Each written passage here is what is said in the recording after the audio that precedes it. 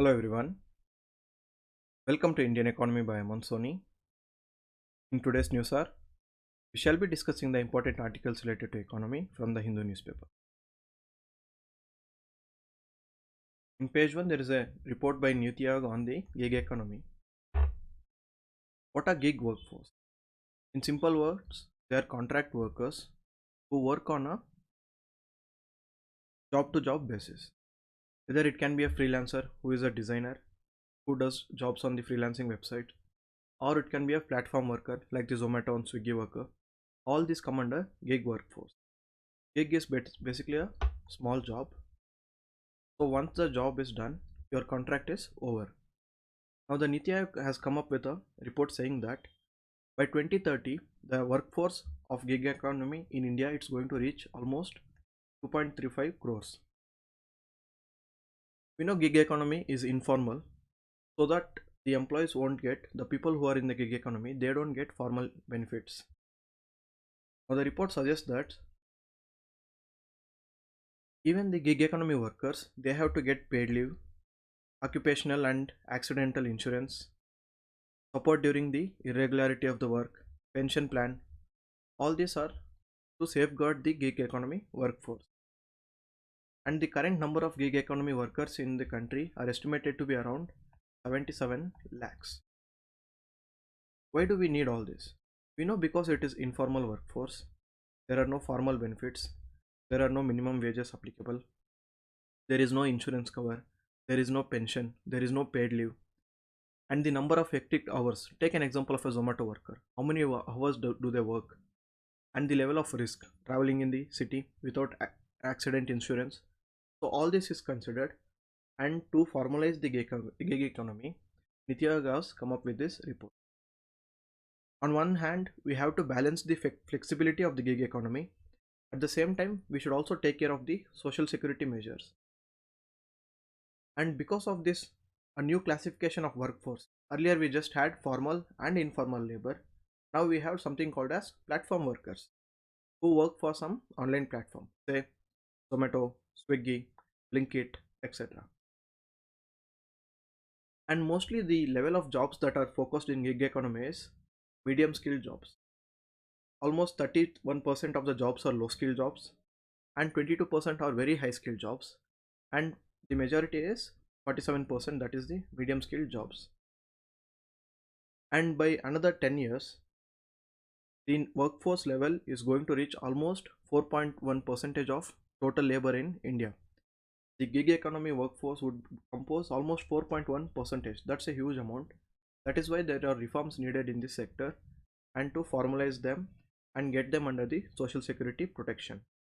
And Niti Aayog has also suggested that just like Startup India initiative to promote the startups in India, we have to come up with something called Platform India initiative in order to promote the platform business and also protect the gig economy workforce.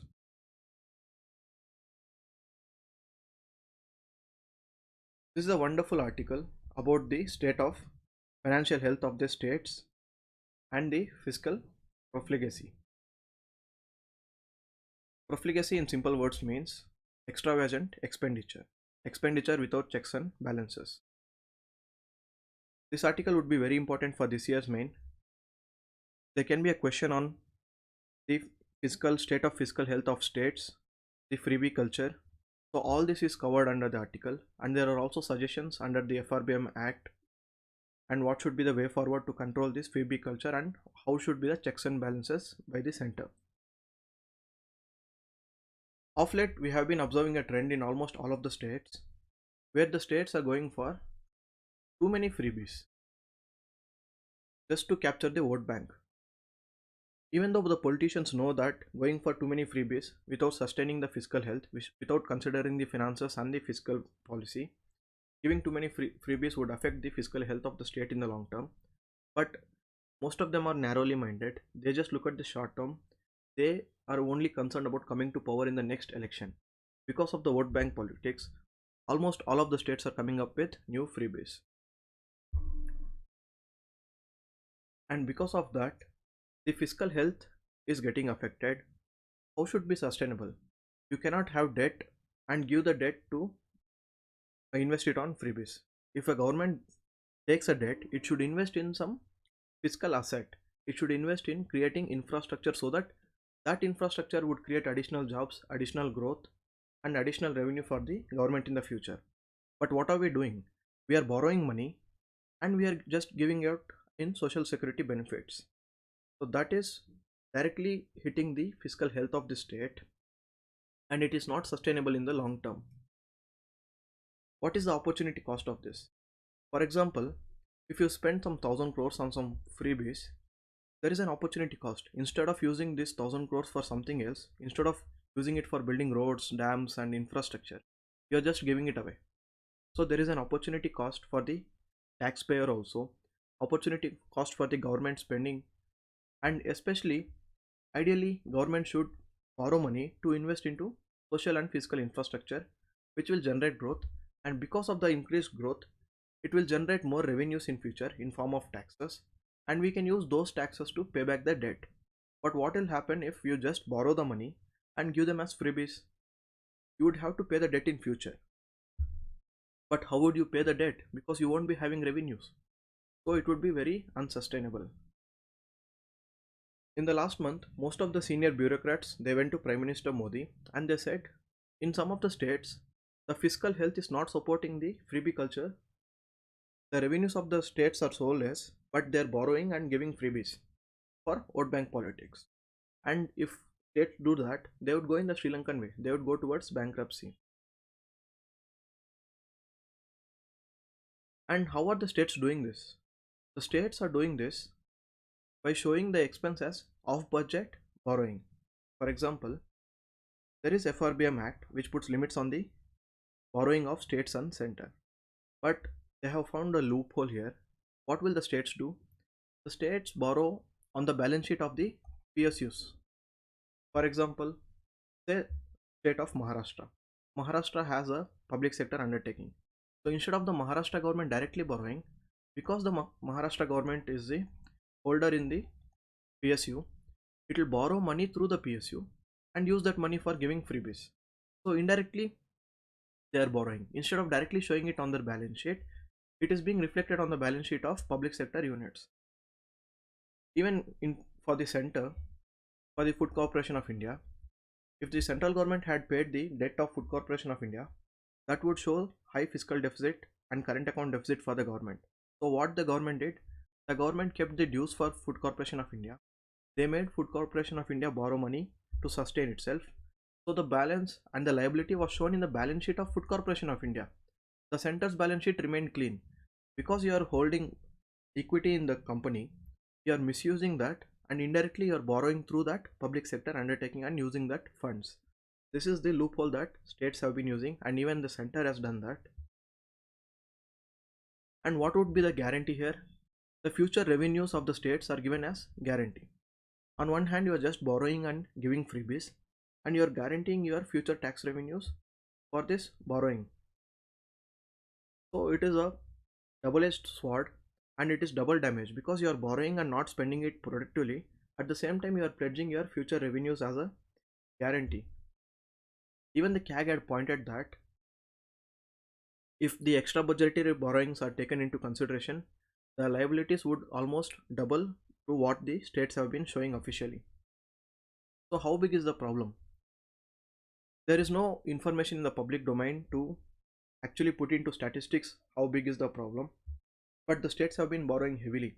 They are funding all of their freebies through this extra budgetary borrowing. At the same time, there is an argument that not all freebies are wrong. To a vulnerable person, to a vulnerable section of population, certain amount of transfer payments is very much needed to protect them from various social security evils and to increase their development and to empower them. Certain amount of transfer payments and subsidies, they are very much needed in an economy, especially in a developing country like India. But what is desirable? What amount is desirable? That is the question. Now here, just for the vote bank, you cannot keep giving freebies without any limit. That is a problem. Giving freebies totally is not a problem because they are very much needed for certain section of population and for certain people. But what should be the limit? It should be sustainable. That is the main question. But the states are borrowing unsustainably, they are borrowing tremendously and giving freebies tremendously. The more they use it, the more they borrow the money and use it on transfer payment, the less they have for creating fiscal infrastructure like roads, social security, spending on education, on health, etc. There is a saying, give a man a fish, you feed him for a day, teach him how to fish, you feed him for his lifetime.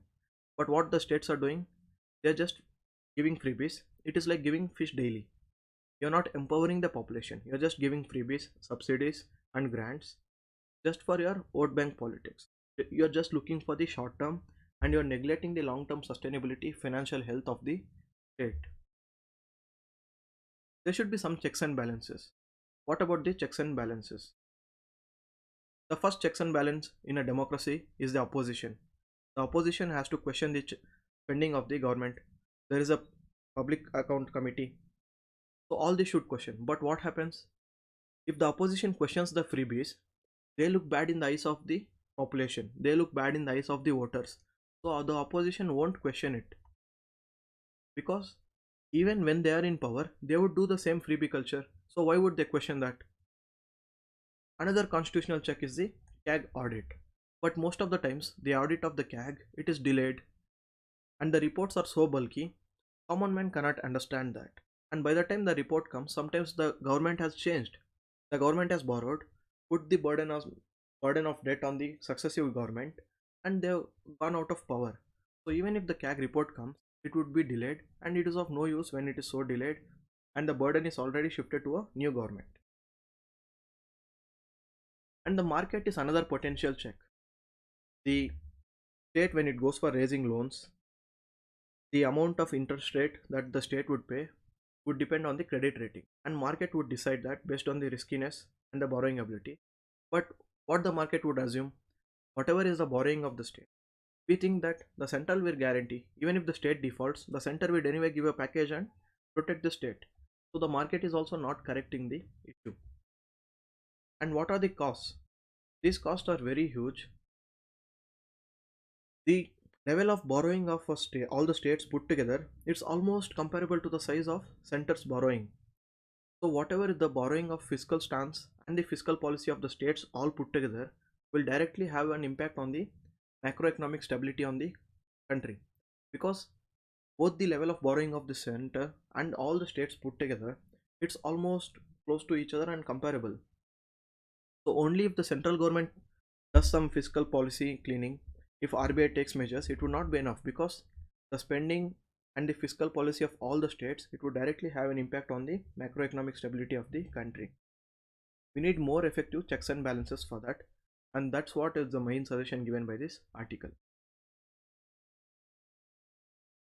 And one thing that has to be done is the FRBM Act, which is there now, it has to be amended, and we need to enforce a more complete disclosure of liabilities on the state spending. Even now, there is a mandated disclosure for contingent liabilities in the FRBM Act. Contingent liabilities are those liabilities which might or may not arise in the future. To give a simple example, if you are individual, you have given surety to your friend for his bank loan. If that person doesn't pay the loan to the bank, you have to pay the loan because you have given a guarantee. So for you, this guarantee would be a contingent liability. For you, currently it is not a liability. It will be contingent.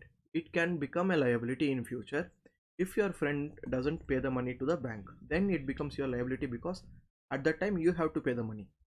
So similarly, there might be many borrowings for states and many deals where the amount would be contingent for the state. So at that time, what would happen? We don't directly show it in the balance sheet, but we show it in the notes to the balance sheet. So now there is a provision for disclosure of contingent liabilities in the FRBM Act, but the provision is only limited to the explicit guarantees given by the state. So the author says it has to cover all the contingent liability, probable liability which might arise for the state, whether the obligation falls on the budget or could potentially fall on the budget, regardless of any type of guarantee, whether it is explicit guarantee or implicit guarantee. For example, in our case, we have indirectly borrowed through a state public sector unit, If the state public sector unit fails to pay the loan, finally because the state has given the loan, it has to pay the loan.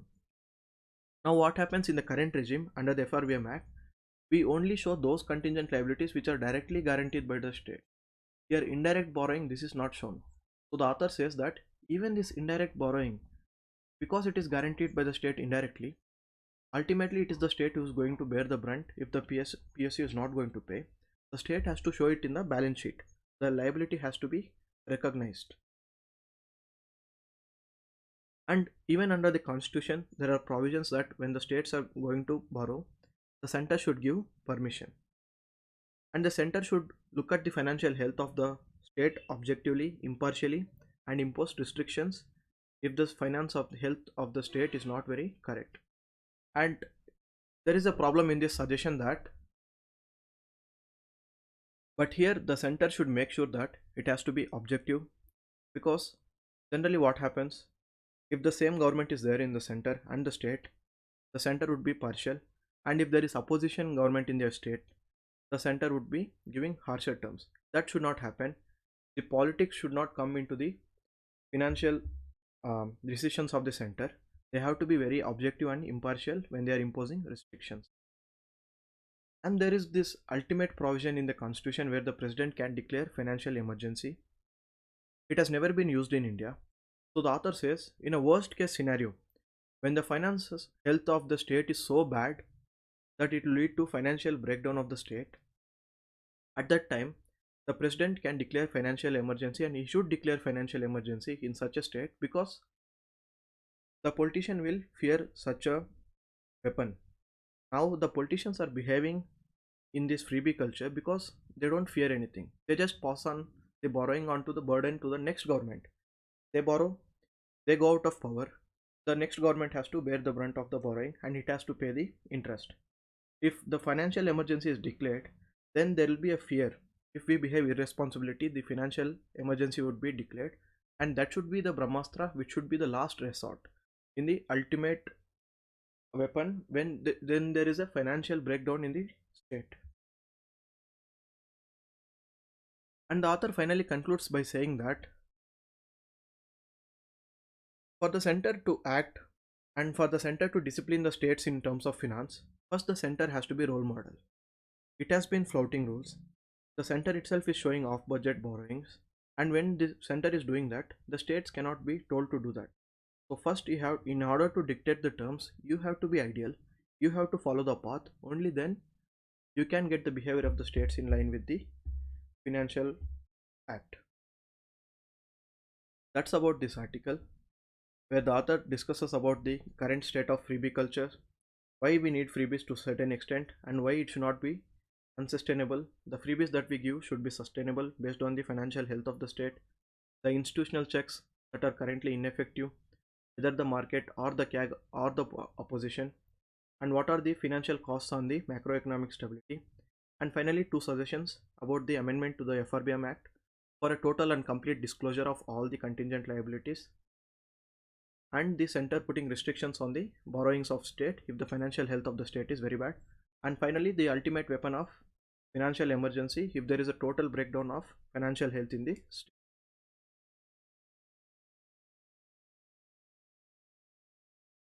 Center may raise small saving rates. Now because the inflation is increasing and the average government security yield is increasing, the center is probably going to increase the interest rate on the PPF, the Public Provident Fund, and the National Savings Certificates. If the government raises interest rate on these instruments, the government can reduce its borrowing, because if the interest rate on this instrument is raised, people would invest more into these instruments. The savings rates into these instruments would directly increase and more amount would be going to the government. So the government can reduce its direct borrowing if it increases the interest rates on NSCs and PPF. Rupee tests fresh low on outflow of foreign funds.